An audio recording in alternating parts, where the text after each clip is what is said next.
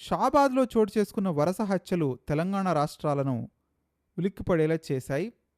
రాజ్ కుమార్ అనే వ్యక్తి ఒక మైనర్ బాలిక, ఆమె తల్లి, నాయనమ్మ, తన భార్య, ఇద్దరు చిన్నారులు సహా 6గురిని అత్యంత కిరాతకంగా గొంతులు కోసి హత్య చేయడం జరిగింది.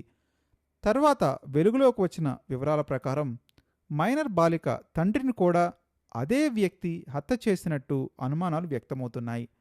చెరువు దగ్గర 7 రాళ్లు పెట్టడం ద్వారా 7గురిని చంపాను అనే సంకేతం ఇచ్చినట్లు చెబుతుండటంతో ఈ ఘటన మరింత భయానకంగా మారిపోయింది. ఈ కేసులో పోలీసుల పాత్రపై కూడా తీవ్రమైనటువంటి ఆరోపణలు వినిపిస్తున్నాయి. నిందితుడి నుంచి 20 లక్షలు తీసుకొని పోక్సో కేసులో బెయిల్ వచ్చే విధంగా సెక్షన్లు నమోదు చేయకుండా సహకరించారన్న ఆరోపణలు ఇప్పుడు మీడియాలో తీవ్రంగా ప్రచారం అవుతున్నాయి.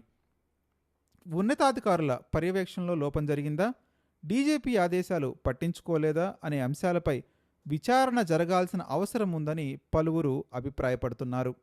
అయితే ఒక్కో ఘటనను చూసి మొత్తం పోలీసు వ్యవస్థని అవినీతిమయమని తేల్చివేయడం సరైంది కాదని కూడా చెప్పాలి. దేశంలో రాజకీయ నాయకులు, వ్యాపారవేత్తలు, అవినీతి అధికారులు, నేరస్తుల మధ్య నెక్సస్ ఉందని కేంద్ర ప్రభుత్వం ఏర్పాటు చేసిన ఓరా కమిటీ గతంలోనే ప్రస్తావించడం జరిగింది.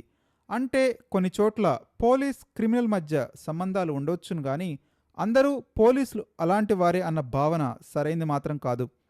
అయినప్పటికీ ఇలాంటి కేసుల్లో వ్యవస్థాపరమైన లోపాలు, పర్యవేక్షణలో నిర్లక్ష్యం, సమయానికి చర్యలు తీసుకోపోవటం వంటి అంశాలు తీవ్రమైనటువంటి పరిణామాలకు దారితీస్తున్నాయి అన్నది స్పష్టంగా కనిపిస్తుంది. ఈ హత్యల కిరాతకత్వం సాధారణ నేరాలను మించి ఉంది. కుటుంబ సభ్యులని లక్ష్యంగా చేసుకునే పద్ధతి ప్రకారం హత్యలు చేయడం, ముందుగానే బెదిరింపులు ఇవ్వడం, ఆపై అమలు చేయడం వంటి అంశాలు నిందితుడి మానసిక స్థితిపై కూడా ప్రశ్నలు లేవనెత్తుతున్నాయి. ఇలాంటి కేసులు 2-3 రోజులు వార్తల్లో నిలిచిన తర్వాత మర్చిపోవడం సమాజానికి నిజమైన ప్రమాదకరమని విశ్లేషకులు హెచ్చరిస్తున్నారు. నేరస్తులకు భయం కలిగించేది కేవలం అరెస్టు కాదు, వేగవంతమైన కఠినమైన శిక్షలే నిజమైన నిరోధక శక్తి. సుప్రీంకోర్టు కూడా ధనుంజయ్ చటర్జీ కేసులో నేర తీవ్రతకు తగిన శిక్ష ఉండాలి అని స్పష్టం చేయడం జరిగింది.